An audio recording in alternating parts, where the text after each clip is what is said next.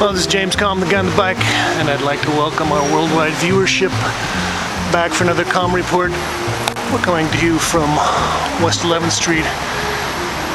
We're taking a little look at Latza Chupe. Now, this is Julian Schnabel's building. If you're feeling flush, I think you can get the penthouse for about 24 million and the duplex for a mere 20 million.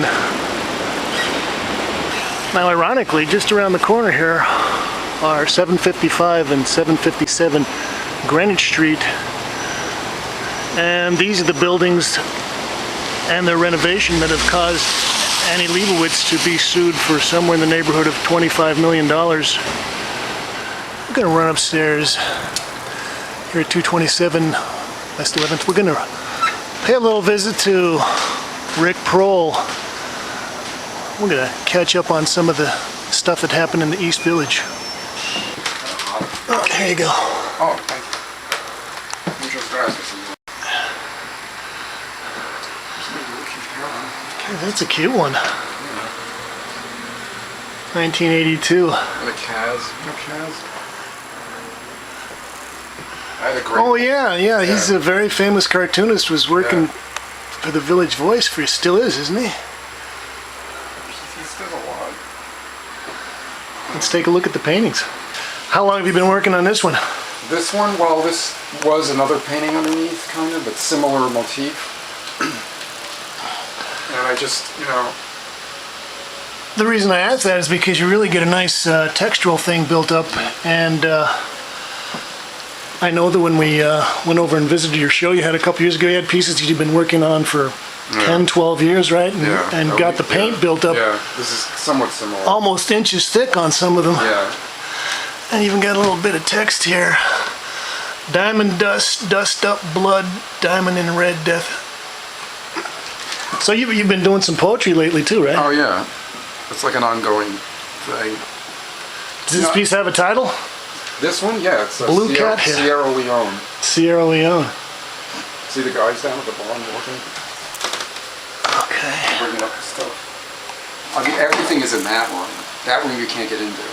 Warren, see that room back there? That is stuffed from the floor to the ceiling. Absolutely. With paintings. Yeah, you can't get in.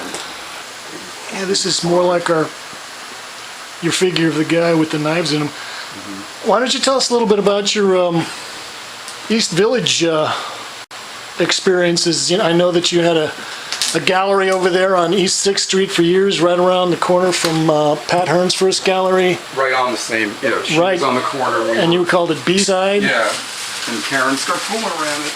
And this is just what I have here, like I said. And this is on an old window that you picked up. Yeah. So it's very... But you were in on the East Village scene from the beginning. Yeah, from '81. I was using certain things too that other people were using, found objects and...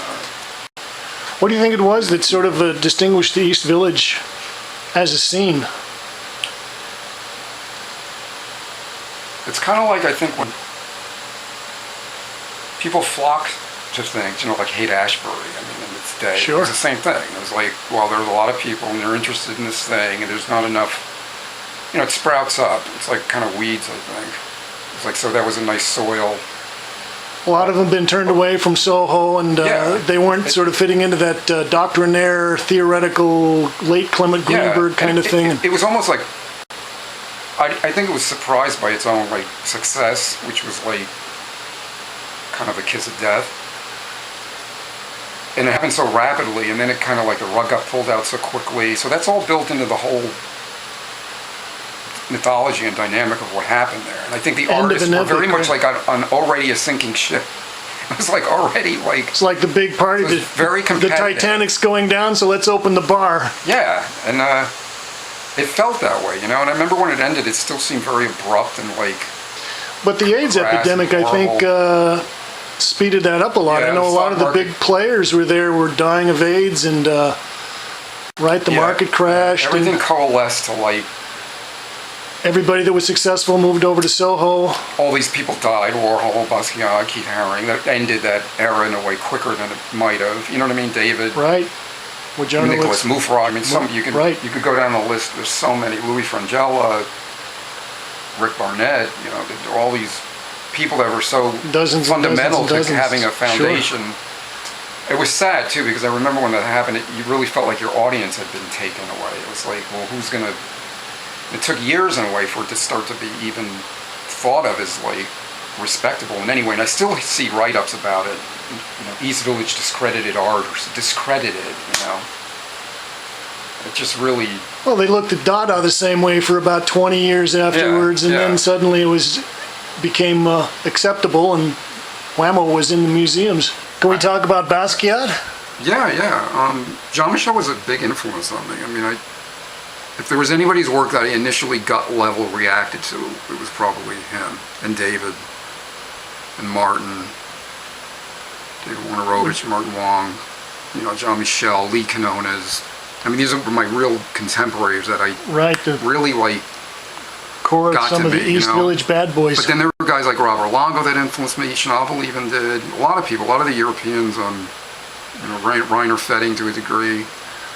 But you knew Jean-Michel pretty well. Yeah. Well, we were distant though at the same time. He was hard to get close to, or especially when I knew him. Towards the very end is when I got more intimate with him, because I helped him with his last show, and then that, you know, was kind of the closest I got, if you want to call it that.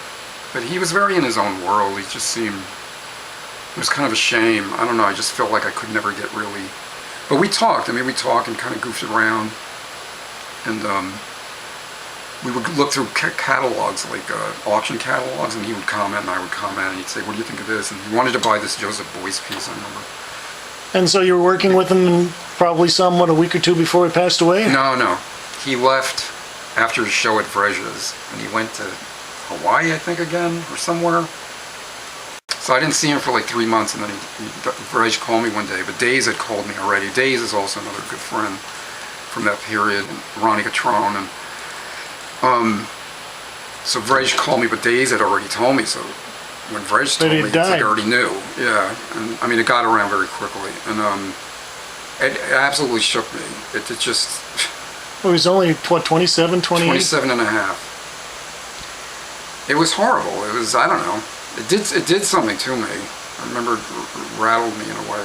And, you know, I'll never forget it, because it's just like, gee, you know, I was just getting to know him, really. And it would have been a very difficult friendship. It would have been, I think he was, you know, I knew he liked my work a lot. I would hear about it from people, Suzanne Malug and other people, and we had like an affinity, but you know, I had my own thing and he had his own thing, and he told me he liked my work. He would call me periodically out of the blue, and when I was in a show at Shafrazi's, he called me and said very nice things to me, which was even unusual. I was actually surprised, you know, because it's like you didn't get that kind of direct kind of compliment in a way. It was always so like... In certain ways, that was sort of the beginning of the end, because it was, I think he died, and then Keith Haring passed away, and Warhol, and... Wojnarowicz. Well, Warhol was the first in '87. And that was sort of the end of that whole scene, just sort of vanished. Yeah. And, overnight. Yeah, it has store-sized it much quicker than it would have. And then, of course, all of Europe kind of left New York around '88. All the Europeans, and it was like inundated people from... You know, the East Village was like, most of it was like foreigners or something even. But John, you know, I wish like I said, I just got to know him more, and it was the drugs. There's nothing you could have said or done. You know, Bacon is like, he upturns and reinvents all that stuff. I mean, literally, to coincide with our, you know, belief systems at this time. He's saying how, you know, we've come to realize we're an accident. I think that's great that he says that, because it's very...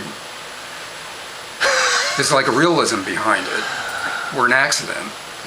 There's, you know, and it's a game, and that painting is a game, you know, and you have to deepen the game to make it interesting at all. So he said the job of the artist has gotten a lot harder. I mean, I don't know if my work has anything to do with what he's talking about. Well, thanks, Rick, and thanks, Kate.